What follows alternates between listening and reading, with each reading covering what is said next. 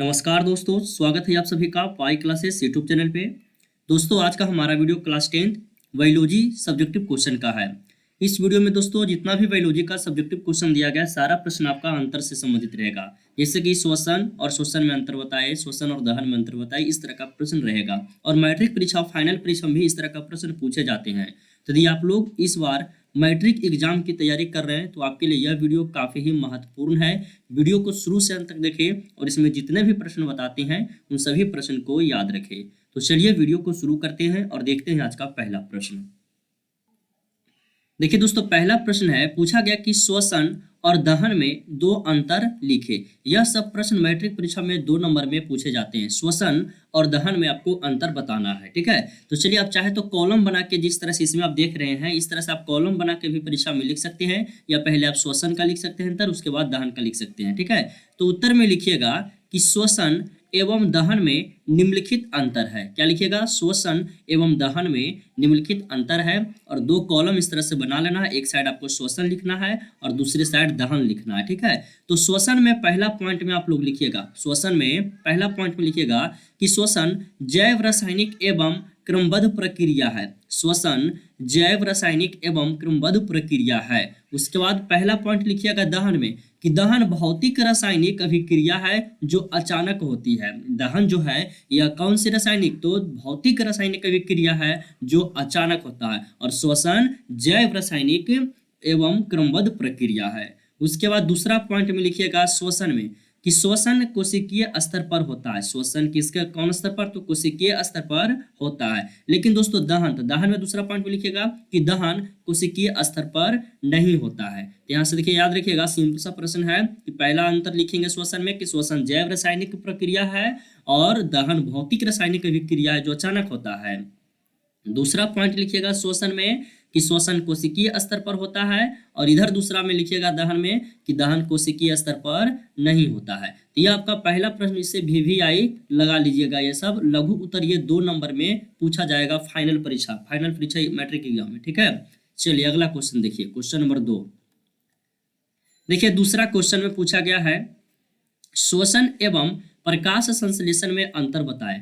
पहले श्वसन और दहन में अंतर पढ़े थे, तो श्वसन का तो आपको 2 अंतर उसमें से पता होगा, एक इसमें और हम ऐड कर देंगे, और प्रकाश संश्लेषण के 3 अंतर याद रखेंगे, ठीक है। तो उत्तर में लिखिएगा कि श्वसन एवं प्रकाश संश्लेषण में निम्नलिखित अंतर है। श्वसन एवं प्रकाश संश्लेषण में निम्नलिखित अंतर है। वो कौन कौन सा अंतर है? तो आप सभी लोग कॉलम इस तरह से बना लीजिएगा और एक साइड श्वसन और दूसरी साइड प्रकाश संश्लेषण लिख लेना है। तो श्वसन में पहला पॉइंट में लिखिएगा कि यहाँ शोषण हो गया, यहाँ श्वसन होगा, ठीक है। श्वसन विखंडात्मक प्रक्रिया।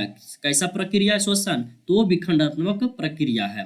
पहला पॉइंट अब लिखिएगा प्रकाश संश्लेषण में लिखिएगा कि प्रकाश संश्लेषण एक रचनात्मक क्रिया है। श्वसन में हो जाएगा विखंडनात्मक प्रक्रिया और प्रकाश संश्लेषण में हो जाएगा प्रकाश संश्लेषण एक रचनात्मक विक्रिया है, ठीक है। दूसरा पॉइंट लिखिएगा श्वसन में कि श्वसन में ग्लूकोज एवं ऑक्सीजन को सब्सट्रेट के रूप में उपयोग करते हैं। किसमें? तो श्वसन में ग्लूकोज एवं ऑक्सीजन को किसके रूप में उपयोग करते हैं? तो सब्सट्रेट के रूप में उपयोग करते हैं। उसी तरह से दूसरा पॉइंट लिखिएगा प्रकाश संश्लेषण में कि प्रकाश संश्लेषण में कार्बन डाइऑक्साइड एवं जल को सब्सट्रेट के रूप में उपयोग करते हैं।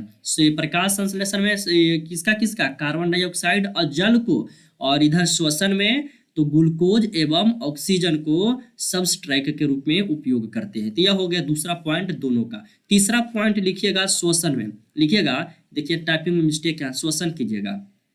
श्वसन में कार्बन एवं जल अतोत्पाद के रूप में बनेंगे। श्वसन में पूछ रहा, ये लिखना है पॉइंट, ठीक है, कि श्वसन में कार्बन डाइऑक्साइड और जल जो है H2O जो है और CO2 यह जो है अतोत्पाद के रूप में बनेंगे। किस में? तो श्वसन में बनेंगे। उसी तरह से तीसरा पॉइंट लिखिएगा प्रकाश संश्लेषण में कि प्रकाश संश्लेषण में ग्लूकोज एवं कार्बन डाइऑक्साइड अतोत्पाद के रूप में बनेंगे। याद रखिएगा, प्रकाश संश्लेषण में ग्लूकोज और कार्बन डाइऑक्साइड और इधर श्वसन में कार्बन डाइऑक्साइड और जल। ठीक है, तो ये दोनों पॉइंट को याद रखिएगा। तो ये 3 पॉइंट यदि आप याद रखते हैं और परीक्षा में पूछ देता है तो आप ये 3 पॉइंट लिख देते हैं तो आपका फुल मार्क्स दिया जाएगा। ठीक है, इसे VVI लगा लीजिएगा। सभी NCERT पैटर्न पे आधारित प्रश्न है और NCERT पैटर्न से आपका फाइनल परीक्षा में 80% प्रश्न पूछे जाते हैं।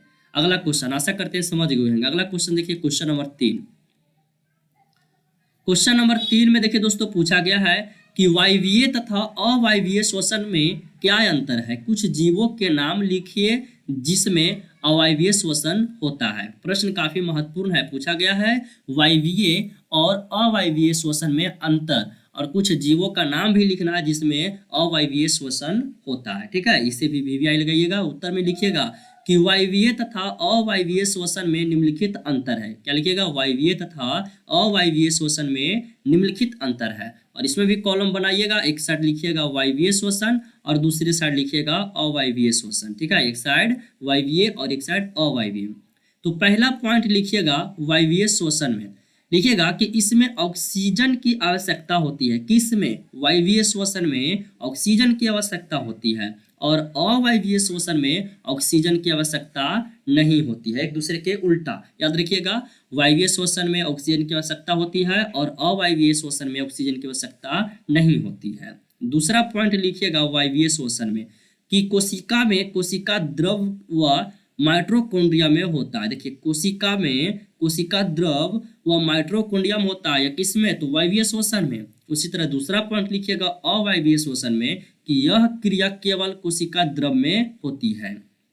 यह क्रिया जो है अवायवीय श्वसन, यह क्रिया केवल कोशिका द्रव में होती है। ठीक है, ये दूसरा पॉइंट हो गया वायवीय और अवायवीय का। तीसरा पॉइंट लिखिएगा वायवीय श्वसन में कि इस क्रिया का अंतिम उत्पादक कार्बन डाइऑक्साइड तथा जल होता है। किस क्रिया का, तो वायवीय श्वसन का अंतिम उत्पादक कार्बन डाइऑक्साइड तथा जल होता है। यह हो गया तीसरा पॉइंट। उसके बाद तीसरा पॉइंट लिखिएगा इस साइड अवायवीय श्वसन में कि इस क्रिया में अंतिम उत्पादक इथाइल अल्कोहल तथा कार्बन डाइऑक्साइड होता है। तो दोस्तों यहाँ सब्जेक्टिव क्वेश्चन पूछेगा कि निम्न में से किस क्रिया के अंतिम उत्पादक इथाइल अल्कोहल तथा कार्बन डाइऑक्साइड होता है, तो अवायवीय श्वसन। ठीक है, तो याद रखिएगा, इस तरह का आपसे प्रश्न पूछा जाएगा मैट्रिक परीक्षा में दोस्तों, तो याद रखना है सभी को। ठीक ना, ये सब सभी NCERT पैटर्न पे आधारित प्रश्न है, तो सभी लोग याद रखिएगा। ठीक है, अगला एक पॉइंट और इसमें है, चौथा पॉइंट।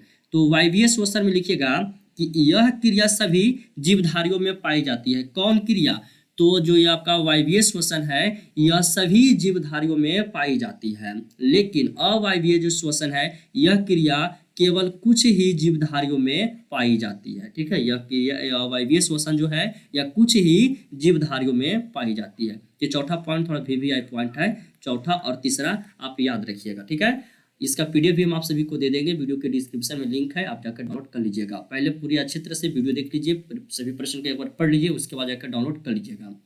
चौथा प्रश्न में देखिए क्या कह रहा है, श्वसन एवं ये देखिए लिखा गया है श्वासोच्छ्वास